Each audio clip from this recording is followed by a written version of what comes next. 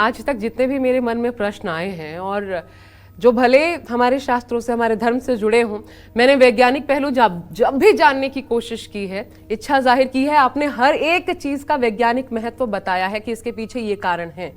सिर्फ वो धार्मिक कारण ही नहीं होते। तो पंडित जी, श्राद्ध का इसका भी वैज्ञानिक महत्व है क्या कोई कुछ?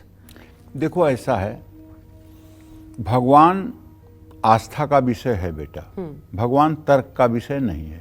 भगवान जो है आस्था का विषय है, तर्क का विषय नहीं है। विष्णु सहस्रनामावली में लिखा है कि जो तर्क से न जानने योग्य हो वो अच्युत है।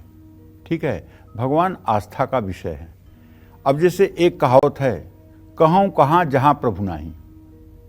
ऐसी कोई जगह बता दो विश्व के सृष्टि में एक अणु या परमाणु जहाँ ईश्वर न हो, और ईश्वर कहीं नहीं है। ईश्वर होते हुए भी कहीं नहीं है, और ईश्वर सर्वत्र है।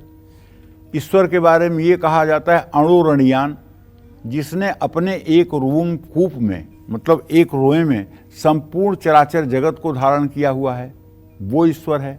और जो समस्त अणु और परमाणु में भी व्याप्त है, वो ईश्वर है। तो ईश्वर के बारे में एक परिभाषा कह करके कोई इतिश्री नहीं कर सकता है। ईश्वर सर्वत्र है, ये परम आस्था का विषय है। और हम ये मानते हैं, हमारा शास्त्र मानता है कि मनुष्य का पुनर्जन्म होता है, हम पुनर्जन्म प्राप्त करते हैं। तो वायु पुराण, मत्स्य पुराण, गरुड़ पुराण, विष्णु पुराण आदि पुराणों में और अन्य शास्त्रों में, जैसे मनुस्मृति, इसमें भी श्राद्ध कर्म के महत्व के बारे में बताया गया है।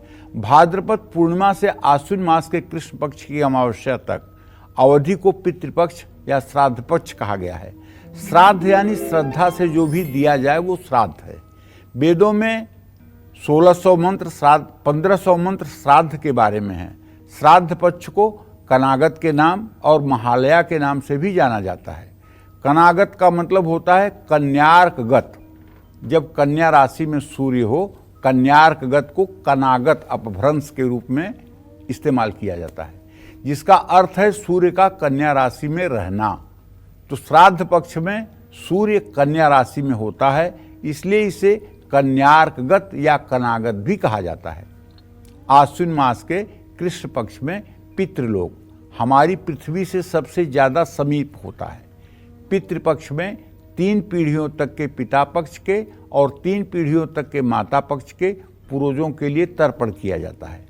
श्राद्ध पक्ष में वेद पाठी ब्राह्मणों को भोजन कराया जाता है। भोजन कराने के बाद यथाशक्ति दान दक्षिणा दी जाती है। इससे स्वास्थ्य, समृद्धि, आयु और सुख शांति प्राप्त होती है। अगर आपको नहीं विश्वास है कि श्राद्ध से क्या होता है, तो आप एक उपाय मेरी आजमा लीजिए। किसी दिन आप खाना खाने बैठे हों, भोजन करने बैठे हों, और आपके सामने कोई याचक आ जाए और आप अपना पूरा भोजन उठा के उसे दे दीजिए, और उस दिन आप भोजन मत करिए। अगर पूरे दिन आपको भूख लग जाए और पूरे दिन अगर आप खुशी से न नाचते रहना, तो मुझे कहना कि आपने क्या फालतू की बात कही है। जब आप अपने हक की रोटी किसी को खिला करके और उसकी संतुष्टि में अपनी संतुष्टि देखते हैं, तो ये बड़ा ही उत्तम और अत्यंत पवित्र सुख होता है। इसी तरह से जब हम कुछ श्रद्धा के साथ अपने पितरों का स्मरण करते हुए उन्हें समर्पित करते हैं, तो उसका फल मिलता है कि नहीं मिलता है, ये विषय बाद का है, ये विषय आस्था और विश्वास का है। लेकिन तत्काल आपकी आत्मा को जो संतुष्टि मिलती है, जो आपके आत्मा को शांति मिलती है, जो आपके मन पर प्रसन्नता के भाव झलकते हैं, वही आपके लिए सर्वस्व सुख है।